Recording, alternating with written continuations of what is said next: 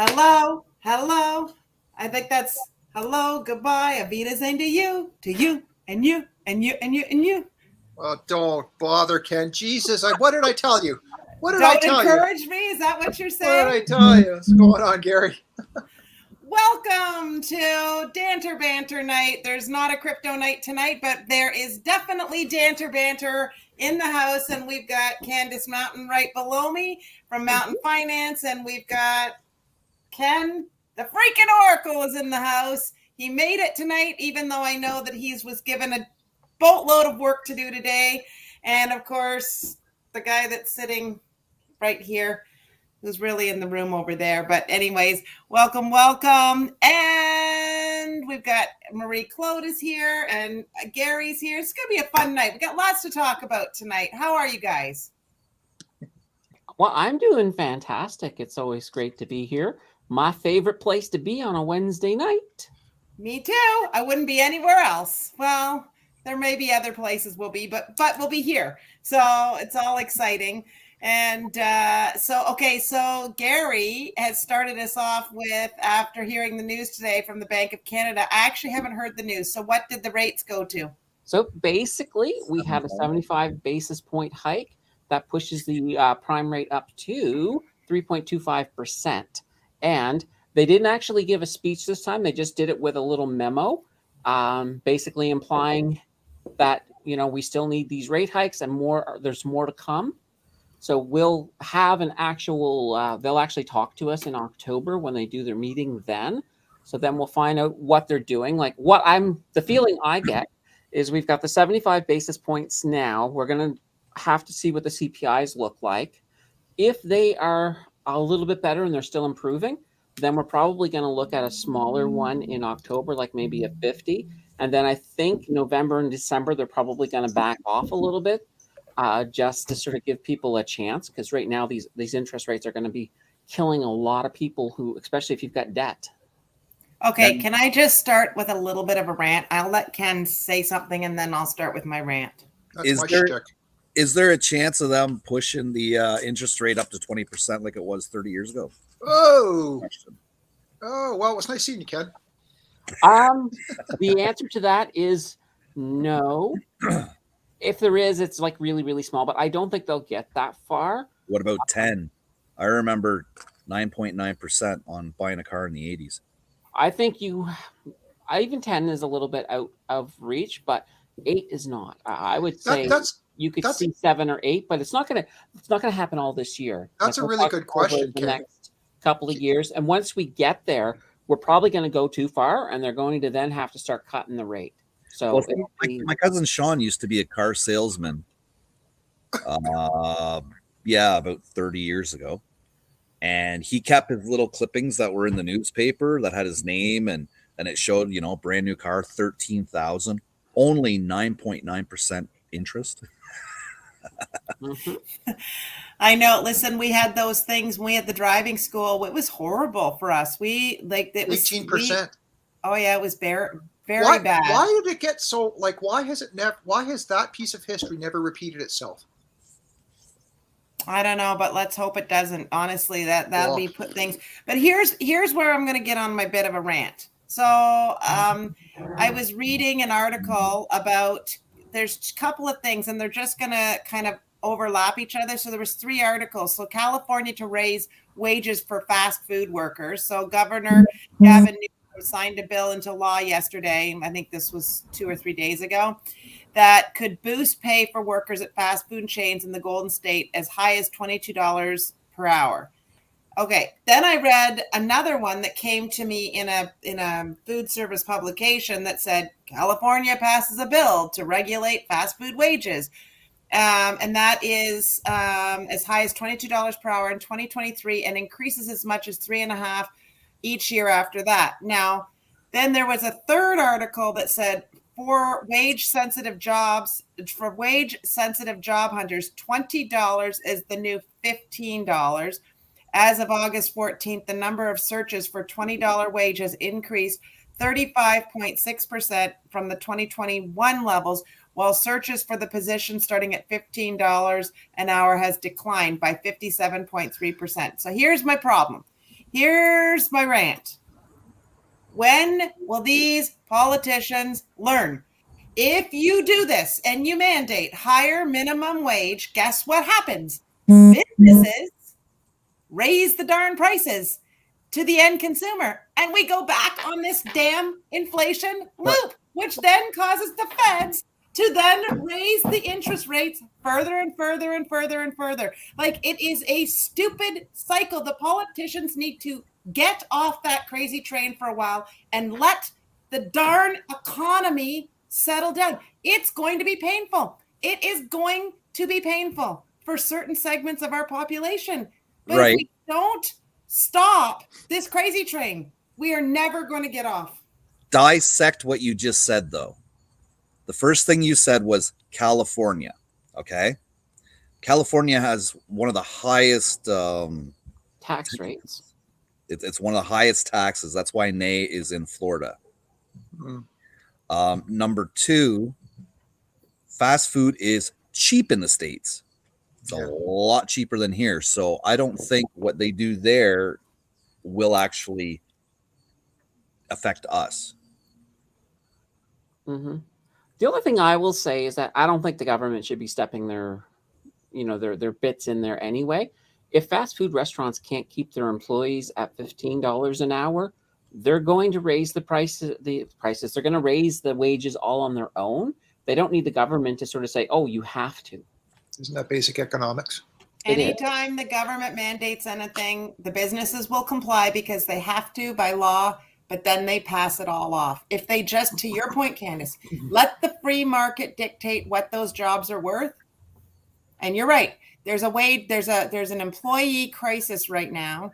So businesses will be paying more for those jobs naturally. Mm-hmm. But because you said California, that's all I could think of was the taxes that you pay in California. Of course, they'd pass it in California because the state would be getting more of that $20 an hour, right? They'd be getting a bigger chunk of that pie. Well, to your point, Ken, let me just pull up that article. It's redirecting me. Let me just give me a second because I wanted to see where this study was for wage sensitive job hunters. 20 is the new 15, studies find.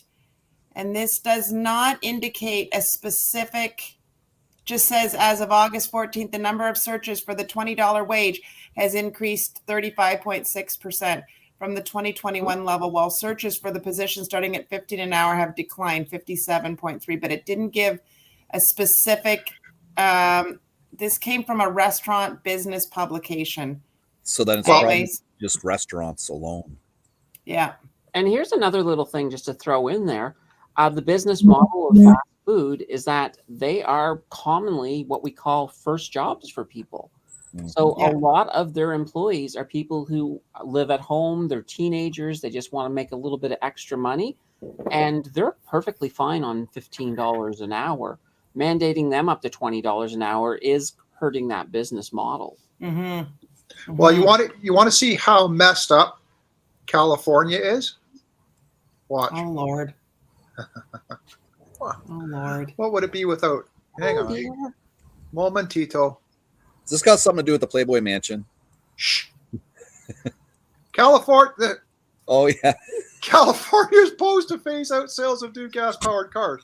And then the next week, California Power Grid declares flex alert, urges residents to stop charging their electric vehicles. There's nothing wrong with California. They know exactly what they're doing. Now, oh my God! The Associated Press. Let me retract on that. That article about the electric charging.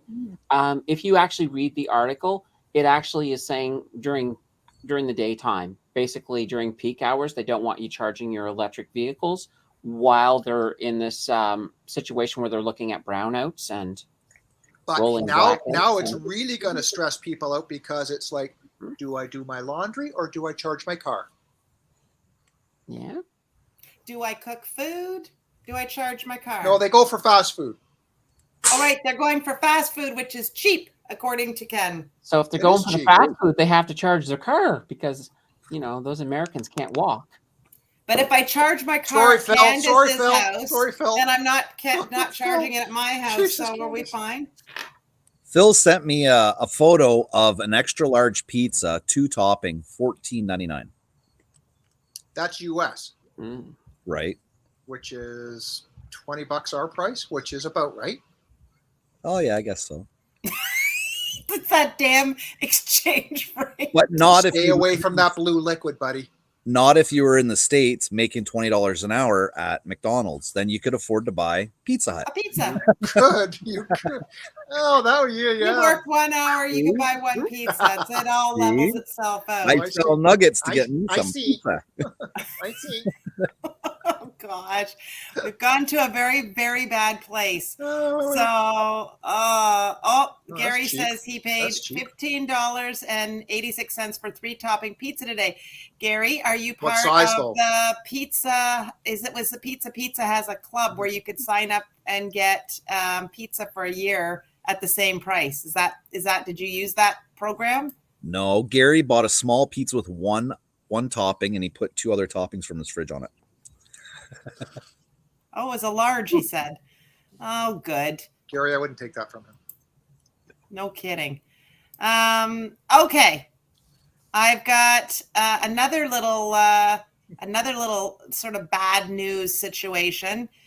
This one was, again, it came from, I get all kinds of publications regarding restaurants and restaurant information. So a lot of where I come from comes from that point of view. But the article was nearly half of restaurants couldn't cover their August rents. So approximately 46% of the restaurants lacked the funds to pay their August rents. And that is a 8-point jump in delinquencies from 2 months earlier. Alignable attributes the heightened struggle this month to a combination of worsening business conditions and aggressive rate hikes. Before we get too far on this, I'm just going to click on the article to make sure. This may be a U.S. thing, but I'll tell you in a second. Well, no, I think it's happening in Canada. One of the reasons that the banks are really struggling right now is that all of these defaulting debts, they're really hitting the bottom line for the big six. And that's why they've been coming up not too rosy when it comes to earnings reports, and they've been tanking in price as a result. But most of it's because of these debts that are being defaulted on at record paces. Yeah. Okay, get this. So this, I would say this is U.S. focused, but Focus or foci? It looks like it's a U.S. publication. But you know what, Candace, you're probably right on that the banks are feeling them. So are we going to cry all the way to so what, they don't make $1 billion in profit this quarter off of us all? Well, I sure hope it's not like the poor old CEO of Bed Bath & Beyond where he jumped from his freaking balcony in New York and need a couple of towels to clean that one up. Oh my gosh, this is so funny. So Gary says, "Oh, Nancy, were you at TJ's in Milton Tuesday? Wasn't sure if it was you." Yes, I was there. I was having a business meeting. Where were you? Why didn't you come and say hello? Well, obviously he was in the same restaurant if he saw you. I know, but where was he in the restaurant? Anyways. Just looks like a guy with no hair. I don't know. I wasn't, you know what? I was so gobsmacked because the guy that I was having my lunch with was an old employee of GFS. I thought I hadn't seen him in years and years, and he's now working for a company that we purchased. So I went to the meeting not knowing that it was him. And so I was so, anyways. So MC is saying, is anybody else hearing a call beep every 30 seconds? I've heard it a few times. Yeah, what is that? A call beep. I don't know. Somebody's phone or something. Ken, are you getting texted? Yeah, it's probably my phone getting notifications. Yeah. Oh. Okay. Crypto this and crypto that and blah, blah, blah, blah, blah. Oh, that's funny. Anyway, so that's not a really good sign for the economy if approximately 46% of restaurants lack the funds to pay their August rent. And that is when they're really super busy, is the summer months. So if they're lacking funds, that's obviously they're lacking customers. same thing as COVID, right? Well, Really. and yeah, a lot of people right now are trying to cut back on their spending with the fears of a recession on the horizon. Yeah, it's like I said, everybody's gonna have to modify their eating habits to save $1 now, right? And now we're seeing it, right? Mm-hmm. Can I tell you guys a secret? It's just us, so I'll tell you guys. It's us and Gary and Marie Claude. So it's don't get the world. Oh, the Yeah, and 11 of us, Nance. Can you? Yeah. Well, okay. There's only a few of us here. So Tim and I have started this healthy eating regime. We've been doing it for how many weeks now, Tim? 2. Just over 2. I think You're very enthusiastic. I think we're on our 3rd week. I think we've rounded into our Why did you ask? Why did you ask? Okay. So this is a very different than what we've done before, because we've tended to do keto before, and now we're doing something slightly different. We're doing something, take keto and go to the exact opposite. You don't eat as high fat. You eating fruits and vegetables, a lot of fruits and vegetables. And anyways, everything in moderation, but you eat a lot of fruits and vegetables. Like a vegan? No. Like an 80-20? 80-20? 80-20. Would you say 80-20 rule?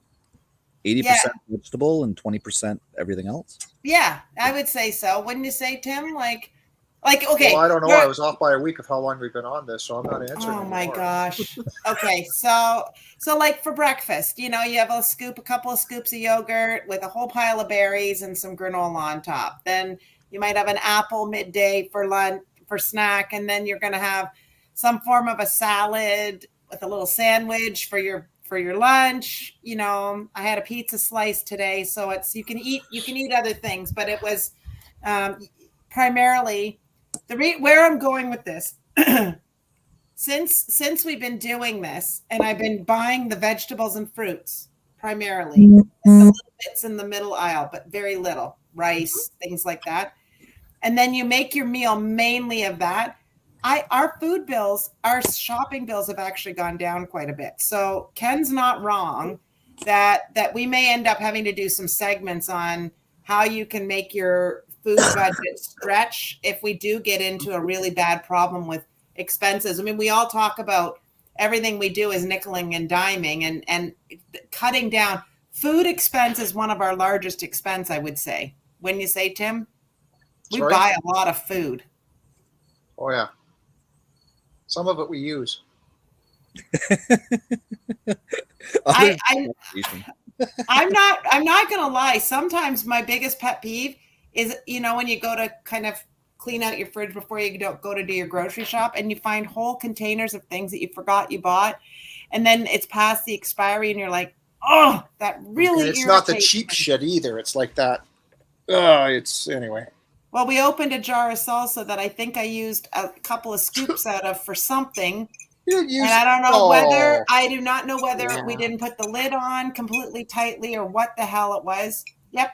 We went to use that same salsa. Lid had all mold around it. And I'm like, argh.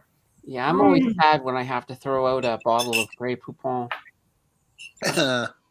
That stuff lasts forever. You never have to throw. But you can understand the logistics and the psychological reasoning why certain backgrounds and ethnical backgrounds just buy what they need every day.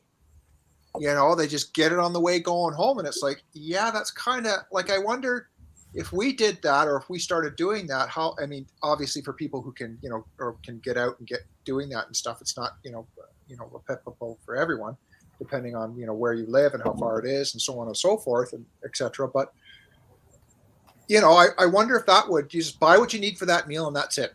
The app that we're using for our little healthy eating regime thing says that is actually one of the worst things you can do, is do that. And the reason they say that is because I just put that up. You mustn't have been paying attention. Is that they say that we suffer from decision fatigue. Have you heard this? Decision fatigue is apparently a real thing. So if you go to the grocery store on the way home from work and you're trying to decide what to have for dinner, chances are you're going to go for something super easy and probably something super high calorie and more expensive because it's pre-done. Especially if you're hungry, you're going to make bad choices. Yeah. They call it decision fatigue.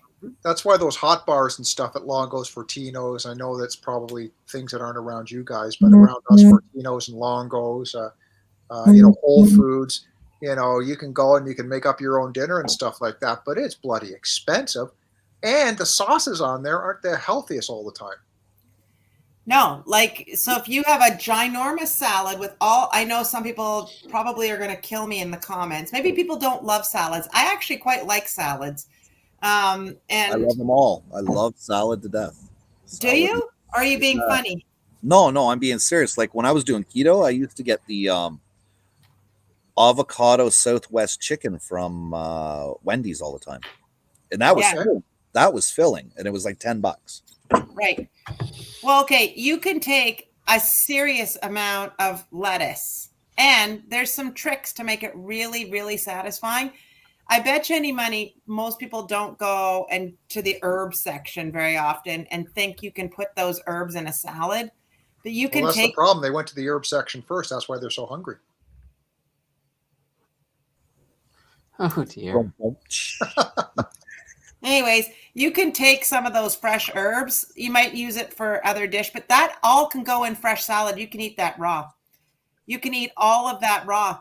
And I watched a whole guy do how to make the most delicious salads, putting the most unique, different vegetables in there. And if you don't have to use the whole thing. I think Tim and I got so used to cooking for a family that we forgot that we don't need to prep up and cook that much stuff. Anyways, I could go on and on and on about that, but yeah, it's tough. It's tough to we had a discussion tonight about, what do you, we have the discussion. I'm sure it goes in every household. Okay, what do you want for tonight? It just becomes one of those things like, if I got to make this freaking decision again, another one, like it's just one more decision coming at the end of the day.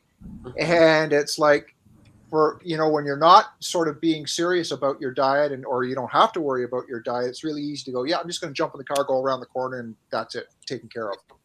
So you're admitting you have decision fatigue is basically what you're saying. Well,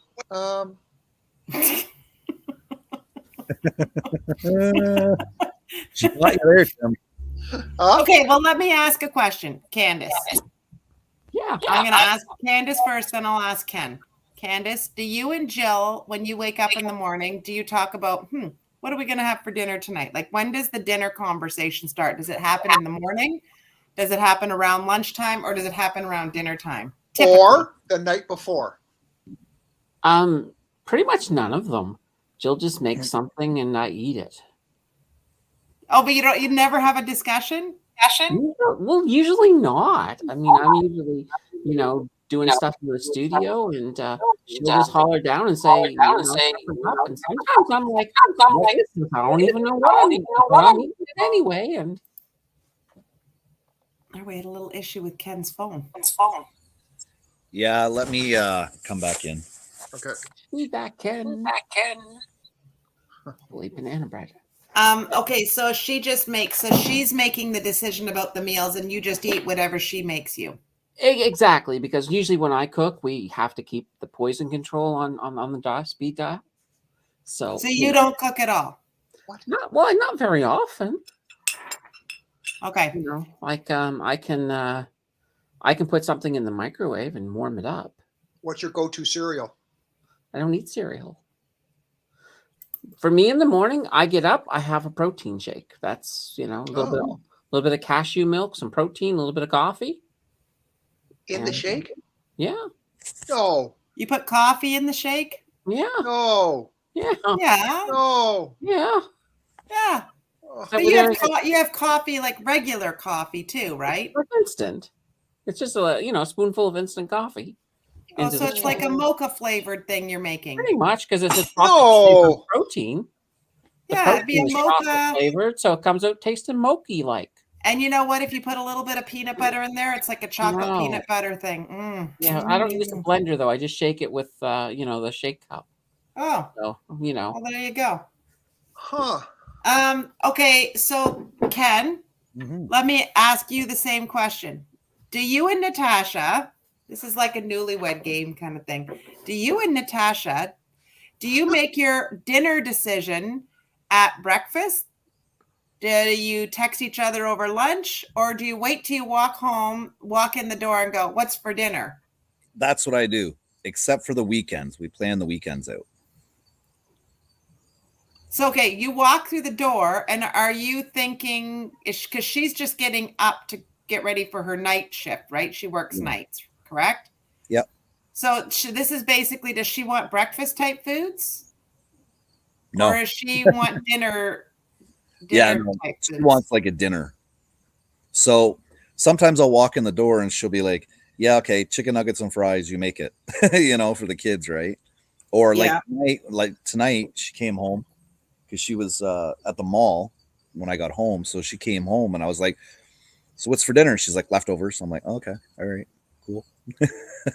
That's interesting. So Gary says he stays in advance for his dinner choice. And Sandra, I know you put that up, but it's relevant, says that she plans her suppers a week in advance. I think that's the best way to do it. That way you're shopping once and you're only buying specific items, so you're not overspending on stuff you normally wouldn't buy, right?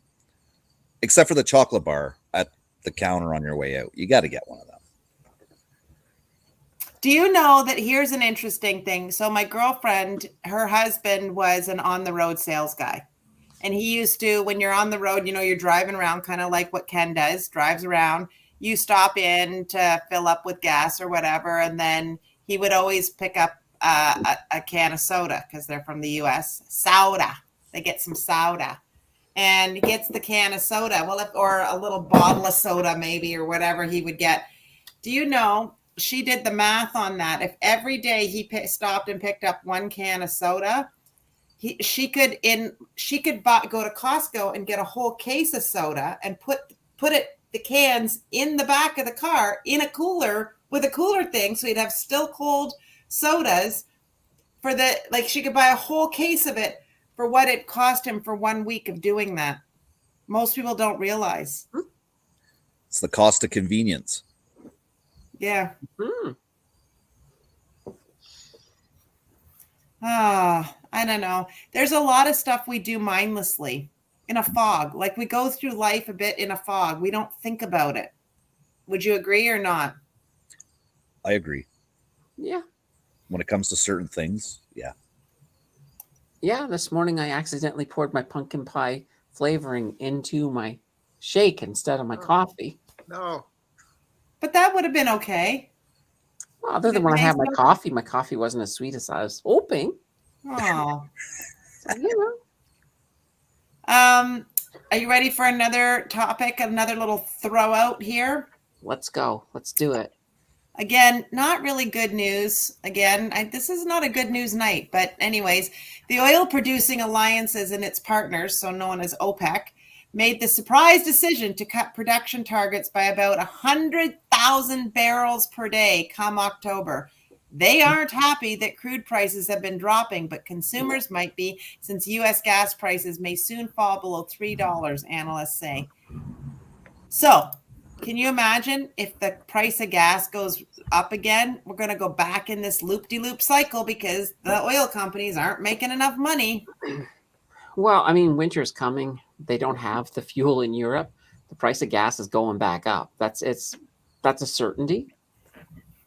So right now, if you're burdened with oil stocks that have sunken, whatever you do, don't sell. Just hold on. It's going to look really good for you a little bit later in the fall into the winter. Yeah, that's a good tip, Candace. Well, that's a really good tip. Didn't Russia cut gas to Germany? They turned off Nord 1. So the Nord 1 pipeline from Russia into Europe, that supplies about 35% of the total oil that they get from Russia. So that's now been shut off 100%. So they're not getting that oil now. And Russia's now at a point too that unless you're willing to buy the oil in rubles, they're not going to sell it to you. So they're they're causing problems. But Russia can afford to. They've got a lot more money than people think they have. But are they causing problems, or are they trying to help their economy? Well, they're definitely helping their economy. I mean, they've been selling a lot of oil, and right now they have a lot of countries who they can sell oil to that are paying them hand over fist. Yeah, but rubles were dirt cheap at one point in time, a couple of months ago. Yeah, but now the other big thing is the G7 has they put a cap on the price of oil from Russia. That won't go into effect until December.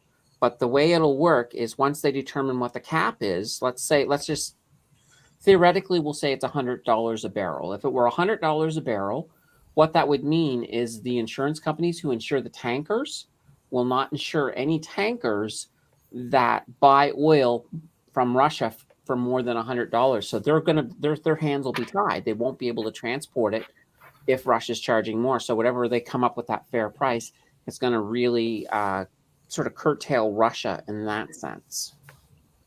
Crazy. This is crazy. The new Prime Minister of England has stated she's going to hold the price. She's gonna hold the price for the consumers on heating. Did you guys read that? I haven't read it, but that's a good idea, but it's going to cost them a lot of money, unfortunately. It is, and where is that That again? means Anytime they have to print. Right. Honestly, it's a smart idea on her part, but holy banana bread, that's going to be, I know. That's going to be a problem for their economy. But here's the thing. When you have two choices, more inflation or your people freeze to death, you're going to choose more inflation. You've got no choice. Right.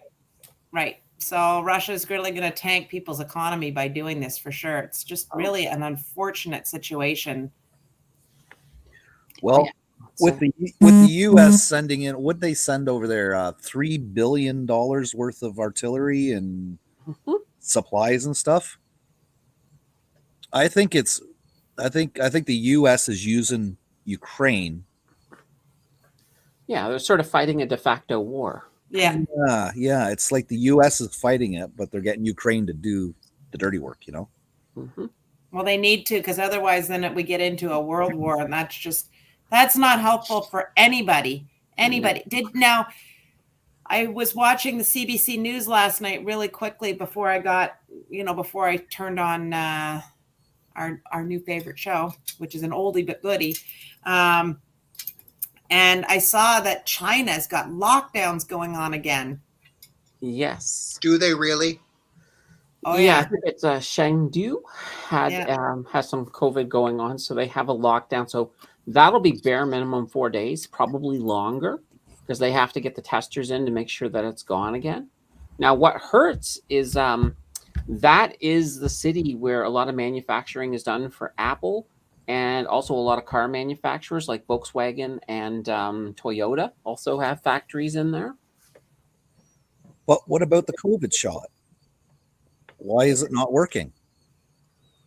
Well, I don't know. I honestly can't comment on how many people have been vaccinated in China.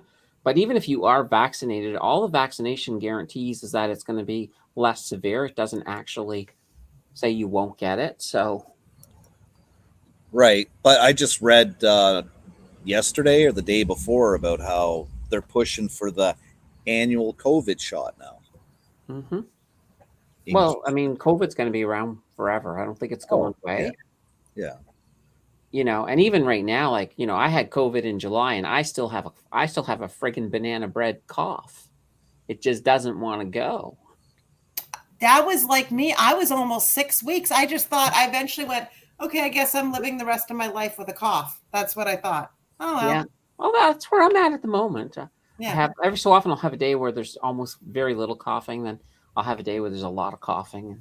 Now, what's the cough? Is it like a dry, because you're like a dry throat, do you think? Or is it phlegm? Or it's phlegm. No. Phlegm. Yeah. Okay. Yeah, there's phlegm. Yeah, I think what it is too is I think if I drink a ton of water, I tend to have a little bit of a better day. But then I'm also peeing a lot too. So. Well, you know, there's always that. There's a trade-off, give and take. Exactly. It's like I'll have to live stream with the pens or something on those days. Oh boy. There's an apparatus you can buy that's got a hose, and Oh Jesus! Oh, that's. we'll leave it at that. People can Google it themselves. We'll leave it at that. Okay, so I guess Marie Claude is the only one that wants a rant tonight, Tim. So I need more than that. oh geez. I want to hear a Tim rant. Ken wants one too. I'll just go along for the ride. I get them all the time. There's 13 people in here. All right, here's something that the chat can do. Where Tim's been doing some of his driving videos, throw out some topics you'd like to see him do. Like, do you want to see him do a ground viewing video, or or maybe have you done Classroom yet? Is that right?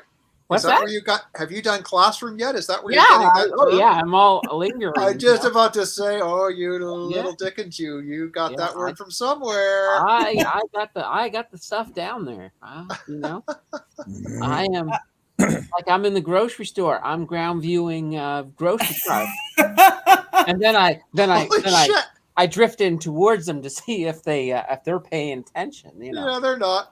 Okay, there's a topic for you. Left laners rant. That's a good one. And you know what you should do? Those freaking merging. How many of us get upset? You merge on. You can see people are coming down the ramp. You need to move over if it's safe to do so. Don't just stay in your lane. You need to do a rant on that one. Is that true, or is that just a courtesy thing? Tim? Because I've heard that from truckers, that it's just a courtesy thing. The truck does not have to move over to allow you on. So believe it or not, Ken, it's actually a gray area because it is a courtesy thing. It's always been a courtesy thing. But anyone entering the freeway must give right of way to people on the freeway, because the people who are merging are actually the ones that are changing their position for speed. No, they're changing their lane position. They're doing a lane change. I take today and Monday. I had not Monday. Today and Tuesday, I was doing clinical things. So I had some MTO assessments, which basically is the occupational therapist is in the back and the driver is under a medical suspension because it could be mild cognitive concerns. It could be a stroke. It could be I had one gentleman today with Parkinson's who got pulled over by the cops because they thought that because of the way he was driving, he was impaired. Part of our route is the freeway. And I'll tell you, I cope with it no problem because that's just the way I go. But it's very surprising that how many people, A, have the anxiety of merging, and then B, when someone doesn't let them in, they fall to pieces. They have no idea what to do other than to hit the fucking brake, and you don't hit the brake. Right. So what do you do? Jesus. You're on the off ramp. You're merging onto the highway, and no, Ken, it doesn't work that way. You're never on an off ramp merging onto the highway. Or an You're on an on ramp. Sorry, an on ramp. Shit. I'm driving backwards trying to get back on. And he's pushing those little toity-boities for the females. All it matters is that my toilets are clean. It doesn't matter how I get there. That's right. But every seat goes up and down, right? Right. Yeah. Flush. But so you're merging onto the highway, and what if nobody moves over? Yeah. So and you got somebody behind you up your behind. Yes, because you're starting to slow down because you're trying to possibly pick the spot where you can merge in, right? Right. And you don't. There's no going on the shoulder because there's a bridge, and you know the exit I'm talking about coming out of Toronto. You're just totally fucked. You're fucked. Yeah. You might as well just throw the for sale sign up and park on the. No, there is always a way. Listen, there is always a way to do it. It happens. Sure, that happens. The answer is when there's not the bridge abutment, which is a minority of times, and Gary can back me up on that. I will and have grabbed the steering wheel from a client and said, "We're going on the shoulder. You want to see the cars on the highway split like the Red Sea? Watch what happens when that happens. They're over, they're braking, they're letting us in." It's a bit exaggerated, but the one thing you never want to do is to brake heavily or stop on the acceleration lane is what it's called. Right. It's people's anxiety that clouds their proper judgment and their reasoning when they're entering the highway. When they're entering the highway, you're usually majority of times looping around on the on-ramp, which turns into the acceleration lane. It only connects you from the city to the acceleration lane. They should be looking for what the traffic's doing on the highway already as you're coming around. You're either going to get ahead of a car or behind a vehicle, or what I call the front door or back door, and it's up to you. Whatever they're doing, do the opposite. But what people do, and this is where their anxiety kicks in, is they always, in order to reduce their speed, hit the brake. Wrong. Come off the gas pedal, because at that rate of speed, the deceleration built up by the compression in your engine is going to slow you enough sufficiently to slide in behind that vehicle just fine. That was a lot of information. I'm not sure I followed all of it, but it was good information. So tomorrow, when I'm going on to the 402 and nobody lets me in, I just start merging. Go along the curb, roll down my window, and go, Tim told me to do it this way as they're pretty much. Yeah. Open up. And when people see what type of truck you're driving, nobody wants to hear. Oh, yeah. First they're going to say it, then they're going to do it in their pants, you know? Well, see, because I took driver's ed, eons ago, right? And I can't remember half of this stuff, right? Well, good. Tim and Gary can get online virtual lessons. It is a common courtesy. A common courtesy to allow people to merge. And it is really, look, at the end of the day, you get in front of a court of law, and that even though, it was my right, and, they're coming on, and, blah, blah, blah, you still have to act as and do things as what is reasonable to what every other driver would do. Right. And some people just simply can't get over because there's a car right beside them. I get it. But I don't, and I put a lot of miles on. Gary puts a lot of miles on. Ken, you put a lot of miles on. How often do you see someone in trouble trying to merge? Not very often. Yeah, not very often, no. Right? So that's where it always goes. The conversation always goes to the worst case scenario. And it's like, no, you've got to take what I'm saying to make it the best case scenario so that you're doing stuff on the on-ramp to prepare so that it doesn't happen and catch you in the bumper on the acceleration lane. And use all of the acceleration lane. Have you ever seen, those of you, 15 of us in the chat there, raise your hands. I'll trust you raising your hands. How many of you have ever been on an airplane that has taken off and then built up at speed? True. How many? Yeah. None. Yeah. Then how do you expect to ever merge onto a freeway if you merge and then build up your speed? You'll never take off. Right. You're always going to crash.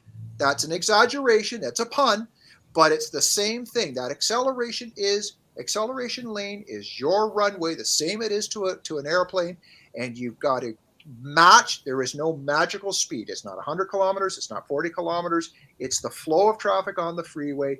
You match the speed of traffic. You take a couple of breaths. You signal, check in your mirrors, get up, and look up the acceleration lane. You will see how much of that lane and when it's going to end. And you should be merging around the 3/4 mark. Okay. Mm-hmm. I'll just be taking the back roads because I don't think I'll be allowed on the freeways for a few years or so. So I got another one for you, Tim. Since it's back to school, the school buses are out. Okay, well, there goes my rant. So here comes the rant. This is a good one, though.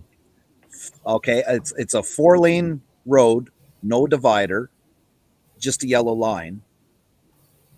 The school bus stops.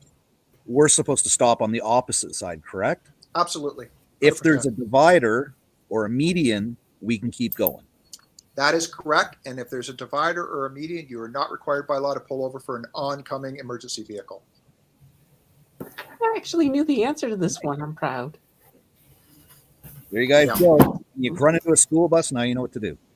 See, Gary in the chat's going, yes, yes, and yes, because Gary would know all about these things. And those new amber lights on the school bus does not mean hurry up and beat it either. No. And it doesn't mean proceed with caution like some yellow lights say. So, yeah, I mean, I'm going to be releasing a video on that actually, but I guess I might as well go for the rant now. First day of school here in Ontario. Well, we're all in Ontario. And some of the viewers might not be. I said, well. So this, look at this.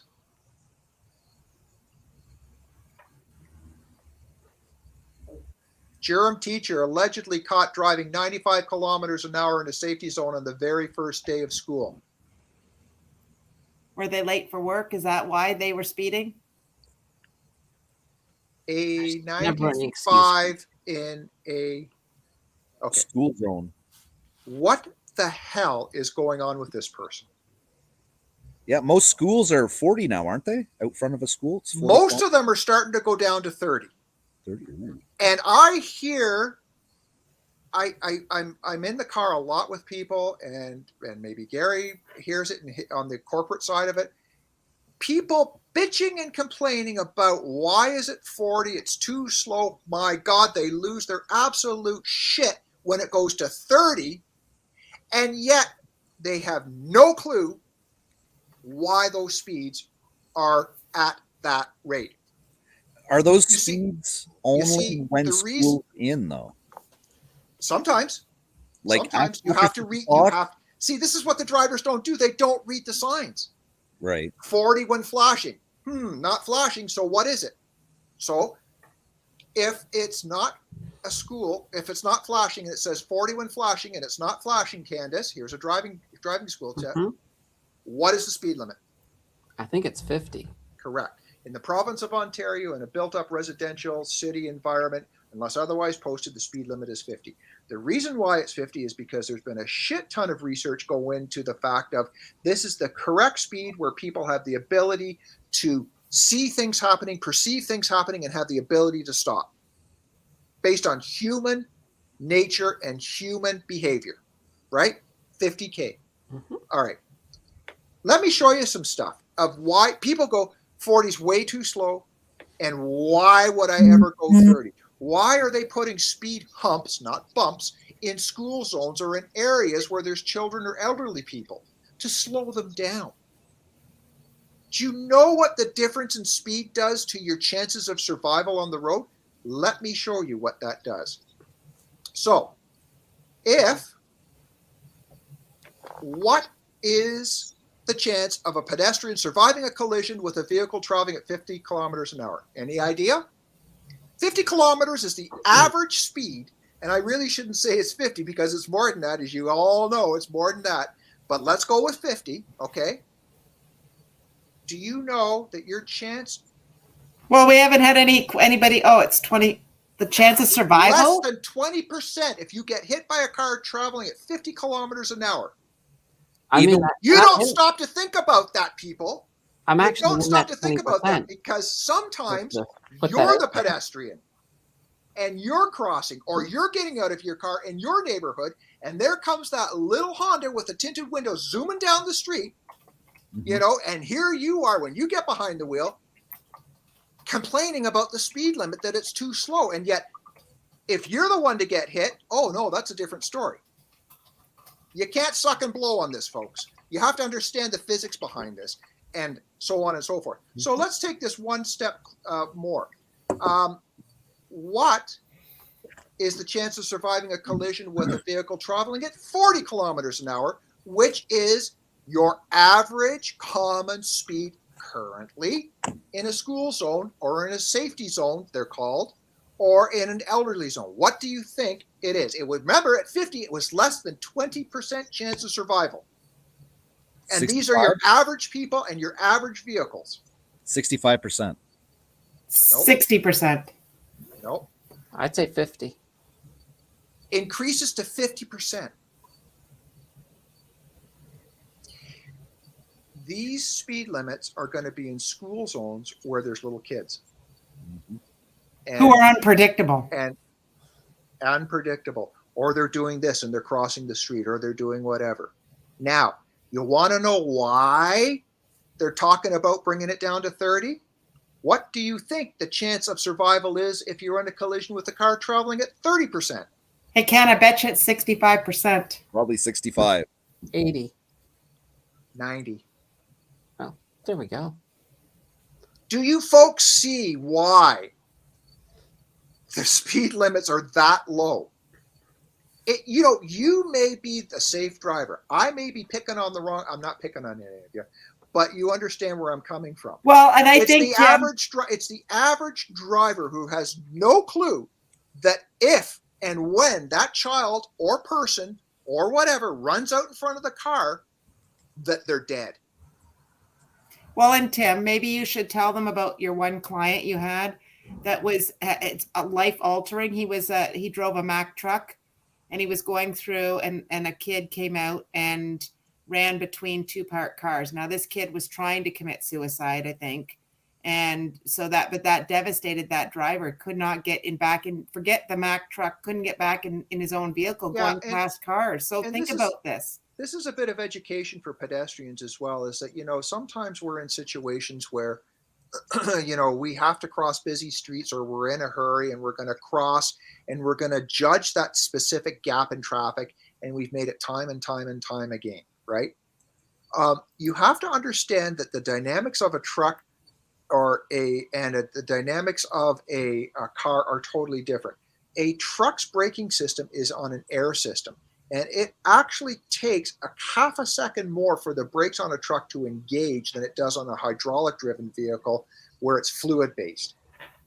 Plus the weight of the vehicle, whether it's loaded or unloaded, that large vehicle is going to take much longer to stop. So when you, as a bicyclist, a cyclist, or a pedestrian, are thinking about judging that gap to get across the street or to turn or to cross, whatever the case is, look at the type of vehicle that you are planning to do that in front of. Because if by chance they don't see you, and if by chance they brake late, it could be the difference between life and death.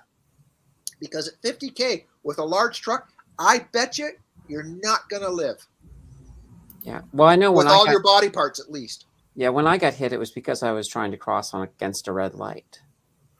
And I was hit at about between 50 and 60 kilometers and was sent flying and landed head first in the pavement. I lost an eyebrow, but don't get me going on that. Jesus Murphy, I went for a walk today, and they've got the pedestrian activated signal crossings, right? Mm-hmm. Well, I'm telling you, society must be the thickest people going out there as pedestrians. It's been a while. I do a lot of walking now, but they've got a picture on the button. The button's about this big, and it says when you push it, don't go. It's like, really? Like, it's a red light. Why would I go? Apparently, there are some people that need that help. Now, I'm calling it an ace and ace, I'll call it as I see it. It says, safe to cross when the little white man is up. Okay. When the light is flashing, complete your crossing. And when the hand is flashing, complete your crossing in safety. And when the hand is solid, don't cross. Do you know that as a pedestrian, if you cross on a solid hand and get hit or cause a crash, you can be liable and held legally at fault? Well, yeah, that's jaywalking, right? I don't think his name's Jay, but jaywalking is in the middle of the block crossing on a diagonal pattern. Oh, okay. Now they're putting up stoplights. Have you seen this? For cyclists on the cycle path. Like, how much more do we have to educate people what a green light means, a yellow light means, and a red light means? Really, like, God help us if those people are drivers too, because I almost got rear-ended yesterday. 16-year-old texting, and he was bobbing down Mavis Road in Mississauga, going from side to side to side to side. I got ahead. I got up beside him, and I literally started honking on the horn. He had his music so loud, and he was on his handheld, that he never ever saw me. I had to get in front of him to make the turn because that's the way it was. And I've got techniques that I do where I can slow really and control traffic. I did all that. And he looked up at the last minute and I almost got smoked from behind. I can't understand people like that. I can't understand why people do that. It drives me absolutely bananas when there's lane departure and they're going to rear end someone. And you know what? If he had rear ended me and I had got out and I'd said to him, "You were on your phone," he'd say, "No, I wasn't." They drive me apeshit. Clearly. Yikes. You know what really grinds my gears is people that cross the street like 10 feet from the stop walk or the pedestrian crossing. I seen that today. The guy was like another 10 feet and he would have been at the crossing. He could have hit the button and all the lights would have been flashing down in Grand Bend. He decided to cross the road before that. I don't. And you know, we were all told as children, look both ways before you cross the street. Yep. We were all told that. Heaven knows I almost got taken out going across the street by a Dickie D ice cream truck, but I still do it. Today, if you wear, I've done this before and I'll do it again. If you ever wear sunglasses or you wear glasses and you've got the thick arms on them, not really cool for driving because it blocks out your peripheral. And your peripheral is absolutely essential to bringing in information as you're a driver. I'm just saying that. I was wearing sunglasses with the bigger arms on them. And I, at every signalized intersection, would wait for the white man to come up. I would literally take my sunglasses off. I would look over my shoulder both ways all around to make sure everything was stopping for me and that nothing was turning behind me, right behind me. Do you know that I crossed over at, I was going north on 3rd line at Spears Road, and the light had gone green. The white man had come up, and in the curb lane coming up from my left was I'll call it out, a first student bus. And they rolled right into the crosswalk right in front of me as I took a step off. And gave me the dirtiest look. Wow, you're full of spit and vinegar tonight. I'm not sure what's going to happen after we're finished with the stream. I'll be exhausted. Don't make any mistakes tonight. Tim will need to go for a walk around the block. You know what he'll go for a walk around the block with? Oh, Jesus. What the hell is that? I was going to save that because you were each going to get one of those for next week, but you gotta take your plant for a walk. Yep. Now there's a plant stroller so you can take your plant for a walk around town. Tim Danter, I think we should get you one of these, and so that you can take your. And in the other hand, I'll have my little kitty cat on my leash too. Sorry, Candace. That's okay. It's like the plant's making new roots. Well, it's branching out. Yeah. How if you have multiple plants, how do you decide which one goes in the plant walker? Well, whichever one's giving you the most oxygen. Yeah. Yeah. No, just leave them alone. I just thought in a rough neighborhood, you'd actually take a cactus for a walk for protection. Yeah. No kidding. No freaking kidding. Then that way, if somebody gets upset with you, just kind of shove your cactus. Well, they'd always know. They'd always get the point. Oh my goodness. Just looking to see if there's anything. That's right. I'm just looking to see if there's anything else on my list of things to talk about tonight, just because I don't want to miss anything. Oh, okay. There is something else on my list. So here's a new stat. So across the U.S., babies are being given names of places tend to be from state. That doesn't sound right. Across the U.S., babies given names of places tend to be from the state the place is associated with. So if you met someone named Tex, born between 2000 and 2019, it's nearly certain that they are from Texas, while a Denali is most likely to hail from Alaska. So according to the analysis of social security data by Axios, the big exception, New Jersey, where the capital is decidedly unpopular, despite their pride in Springsteen and arguing over whether Central Jersey exists, parents in that state are 85 times less likely to name their kids Trenton than parents outside it. So here's my question. What is with naming kids like capital city names or inanimate object names? Like, what happened that we started doing that? There once was a kid from Nantucket. Was his name Nantucket? Because that's what they're saying. People are naming their children after this. Like, that'd be us calling one of our kids Okie for Oakville. I can finish Burley from Burlington. Did you get it? Did you get it, Ken? Yeah, I know that limerick very well. Yeah. Yeah, it went over some people's heads. Yeah. Oh, man.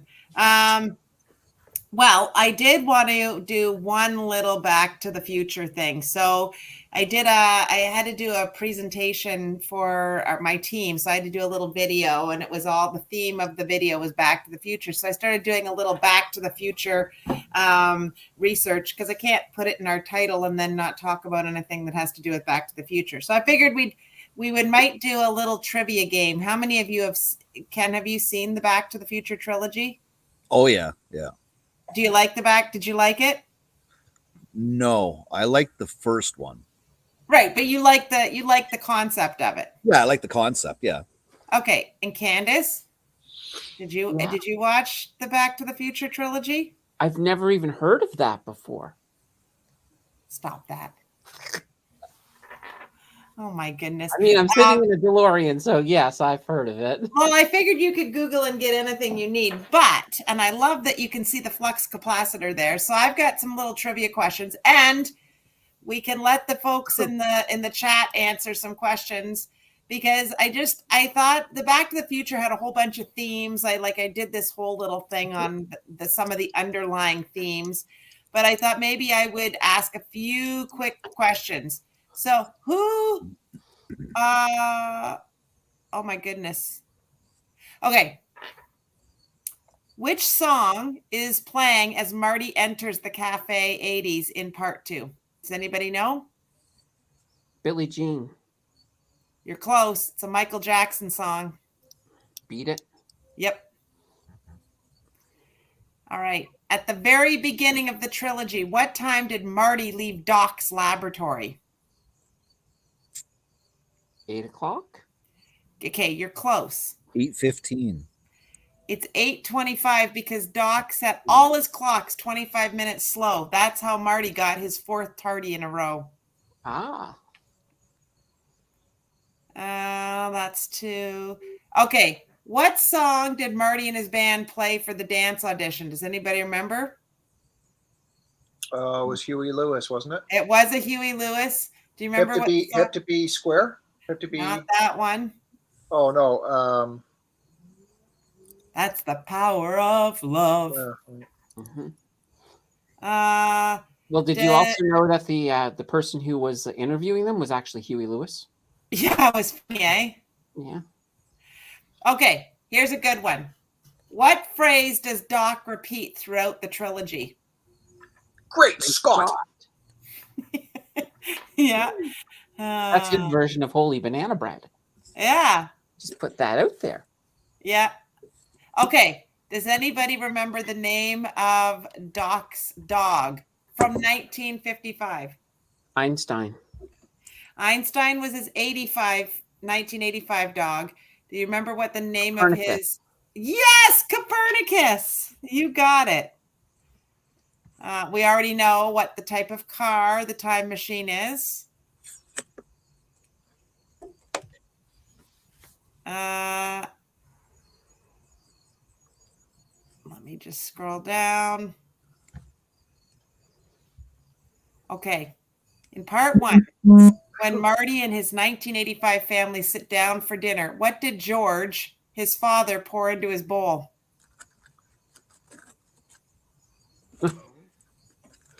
Peanut brittle. Oh, there you go. Now that's getting way specific, but hey. I'm trying to think. These are all. Oh, do you remember the name of the dance that George and Lorraine attended in 1955? Enchanted Under the Sea? Yep, you got it. Holy shit. So, you're my partner. Yeah, no, exactly. So it was just funny because this was how I addressed my team. I just said that the theme Back to the Future definitely made me think of the movie. And then I went on to say that there are so many morals of this story and that there were a few that are actually relevant to today. So I'm going to give you the 5 that I thought were relevant to today. But if you guys have any other morals of the story, just feel free to chime in. So 1, people don't know what they're capable of until they are put to the test. And I think we've all seen how resilient we can be over the last couple of years. 2, the suggestion is that if we can identify our mistakes and our limitations, we can correct them and improve ourselves. And that was embodied by George McFly, because he was a mistake and limitation rolled into one, but he did correct them and he improved himself. 3, when you think all is lost, help seems to arrive at the exact moment that you need it the most. 4, we can't forget Doc Brown's catchphrase. It's one line in particular. If you put your mind to it, you can accomplish anything.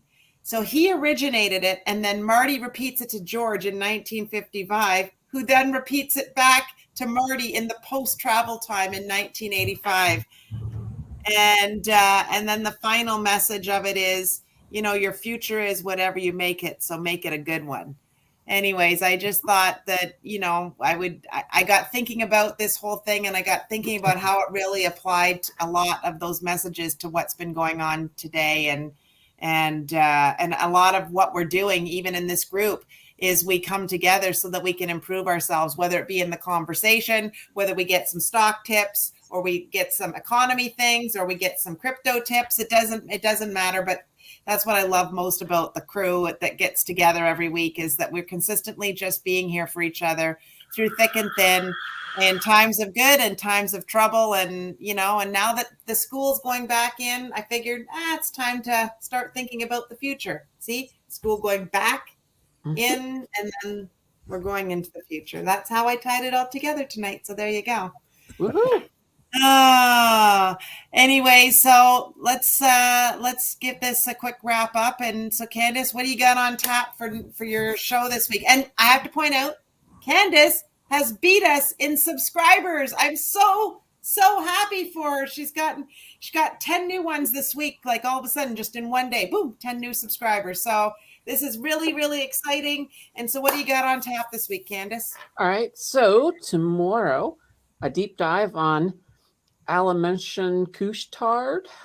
I invest in that one. Yeah, there you go. So we got a deep dive going on them on tomorrow. Saturday, I'm not sure what that video is going to be yet, because I usually wait to see what's topical in the news. Live stream, of course, on Sunday, and then back here on Monday, we are doing, by request, aristocratic REITs. Oh, yeah, that's very regal. It is. It'll be a lot of fun. So get your crowns on for that one. Yep, no, that's awesome. Mr. Freaking Oracle, where are you at with your new channel? First video is released. That toilet guy. Oh, that toilet guy. That toilet guy on the YouTube. That's amazing. Mm-hmm. After he made it, he was a little flushed. Oh boy. I got vacation next week, so there might be a little freaking Oracle every day, just a little bit. That's fun. You never know, so make sure you have your notification bells turned on. Hey, You know, what is a week off, you should do your first 24-hour live stream. No, you can't. No, I'm not doing that. Candace, I'll leave that to you. No, but I'm getting pretty close to that drinking stream. I promised everybody at 1,000 subs. So. Oh man, a drinking stream. That toilet guy, is that what it is, Gary? That toilet guy. You asked Gary, not Ken? Yeah, what the hell? What's with that? Sorry. Maybe he thinks know what I Gary meant. knows. Maybe he No, thinks Gary was typing knows. something and I'm typing something, and it's like I was looking at. Oh, Sandra B wants, yes, a 24-hour stream. There And we you want go, all Ken. the rants from your kids coming in, going, talking to you. Take me here, take me there. Oh boy. You could even put Nova Could in you- for a bit and she could eat some icing. Oh, my Nova God. got in trouble today because apparently I didn't buy her gym attire yet. When Oh. I went to school, you bought it at school. Now you have to purchase it online. Mhm. I don't get Wow. it. Yeah. So Shakepay Earn, by the way, it's a new thing that Shakepay is doing where you can have a balance up to $1,000 in cash in your CAD part of Shakepay, and they will give you interest on that. So with the promotion, depending on how many people you sign up with your link, you can get some pretty high numbers for initially. But once all is said and done, they'll be giving 4% interest up to $1,000 balance on that. So people who are using that as your credit card, any of the money you just got sitting there is going to start making money. So, And you got, I think it's a minimum of $10 on your balance, I think. yeah, I think there's a minimum. So I think to select people, they sent out basically to get you onto the wait list, and then you can then invite other people. And the more people you invite, the higher your interest rate is, the introductory one. So I'm 16,441.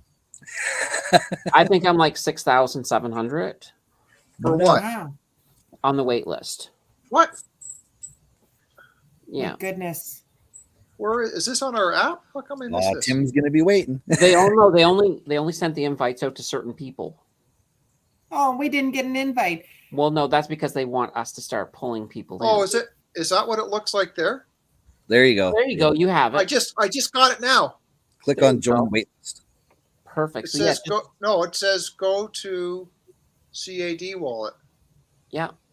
Yeah, And and then then you should be able to sign up on your wait list there. yeah, when you go in there, there's a little link that says waitlist, and you just click on it. And then, Tim, did you get Gary and I connected on my Shakepay for a Shakepay group? Where does it say where I am? How many I'm in line? I don't know, because Gary is 10,567 in line. Where the hell does it tell me? Oh, join the waitlist. Never mind. Yeah. Oh, sweet mother of God. 235,000. 17,000. That's not bad. I'm at 16. That's craziness. Crazy, crazy, crazy. Okay, so Ken, you've got live stream Friday, Saturday, Sunday, and who knows what's going to happen next week. Yeah. And you got the toilet guy. So that's pretty exciting. Next week, it's just going to be Tim on his own. I'm at a conference, so I will not be here. So that will be just these lovely folks, unless Tim can find and hook himself in another person to take the hot seat in this room. And then the week after, Candace is going to run the stream on our behalf. Tim and I are going to be out.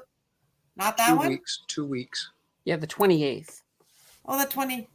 Yes, the 28th. Sorry about that. 2 more. I'm here 2 more times, and then Candace is going to run the Wednesday night because we land at 8:30. So if I can get on Wi-Fi on the plane, I'll jump on. Well, so I'm traveling for the next 3 weeks, so I will not be here. So I will be back at the beginning of October, but I know that the lively conversation will be happening, and we will. I will be watching the reruns at the end of it. So thank you for coming tonight, Candace, Ken, for the awesome chat. Thanks a million to everybody that watched and participated. And CISO99 just came in and said, hi crew. Hey, thank you so much for joining in tonight and participating and all the rest of it. We always have so much fun with you all and look forward to this every week. And I look forward to being back with you all in October. Anyways, but Tim will be here. Tim and Ken and Candace next week. Anyways, thanks everybody. Bye.